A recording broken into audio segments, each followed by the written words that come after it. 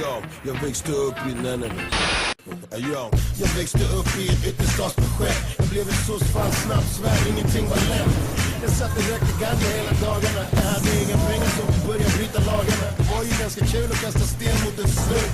Stod i centrum varje dag tills natten tog slut. Hade planer på att skaffa mig en framtid. När alla drog till skolan gick jag och haffade mig en haschbit. Satt i parken på bänken som liten. Tänkte för mig själv, jag var den enda som är vilsen.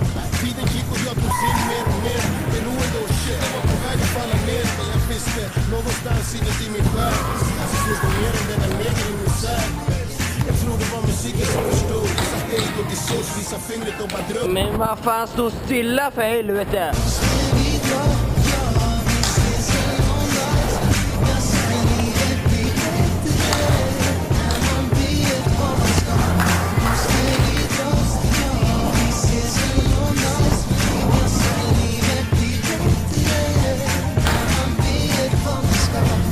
Jag satt och blickade på min synk med en stråke. Jag fick ett samtal av en vän som var på kåken. Det blev ett samtal som ändrade mitt liv. Jag fick en tid på något som hette EMI. Och helt plötsligt gick allt väldigt snabbt. Jag tittade upp på skyn och blev sånt ljudtakt. Det är så det känns när man uppnår sin dröm. Och man har kämpat hela livet för att få det. Jag stod på toppen av ett berg och bara skrek ut. Jag levde fullt ut. Och vet du, jag blev en kändis. Stor som bara den. Med favoritmening. Vilket jävla stjärnflöd. Jag satt där precis på samma bänk i exakt samma park. Jag bara satt och längtade hem.